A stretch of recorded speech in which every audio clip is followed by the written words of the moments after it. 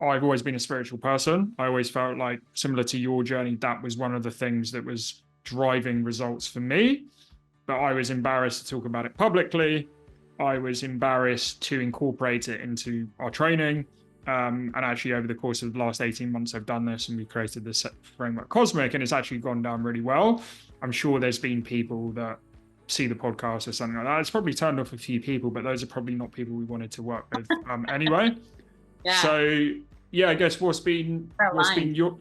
been your experience with that as well? Because as you said, not everyone sees himself as spiritual or religious or believing in God. So like, what's been your journey being a coach? Probably working with some people who are like corporate and executive, but as you said, you're a spiritual person. So how's that journey been for you?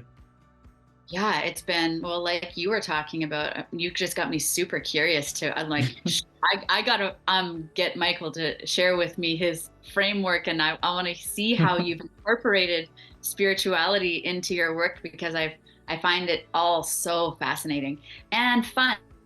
So that's what I wanted to talk about.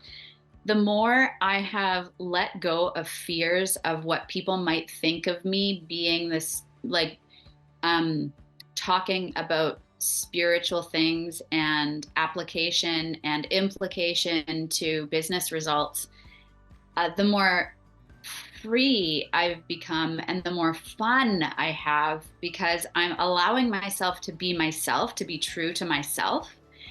And that doesn't mean that all of my conversations and all business strategies that my clients and I create together are the same.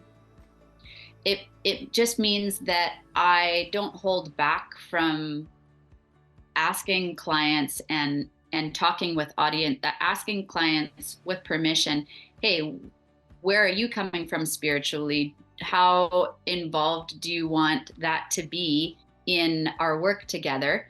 And then we create a plan that aligns with the words that they use for spiritual connection in their own lives, Mm. and how to make business decisions. With audiences, when I'm speaking for crowds, I've found that an easier way to communicate freely is just to share that, like, this is my experience, and own my experience and where I'm coming from, and then be able to relate to each member of the audience. You know, there's probably, I don't know, 20 different belief systems in this audience, at least, about spiritual things. So where are you at on that journey, and how can you apply my story to your personal situation, so that I'm able to be open and honest and hopefully touch many lives in different ways. But what I Yeah. wanted to land on, Michael, is the fun part.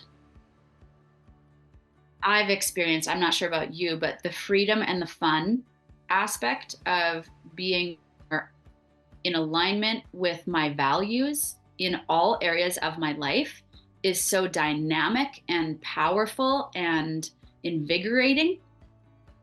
And I get to work with people who are more aligned with who I am and more visible to those people because I'm being true to myself. It's almost like, some of the games that you might play when you're, I don't know, 12 or under.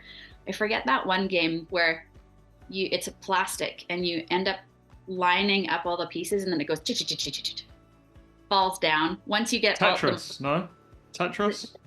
well, Tetris is one of them. Yeah, there's Yeah, probably several, yeah. but it's like this magical process, right? When we come into alignment and then things start flowing.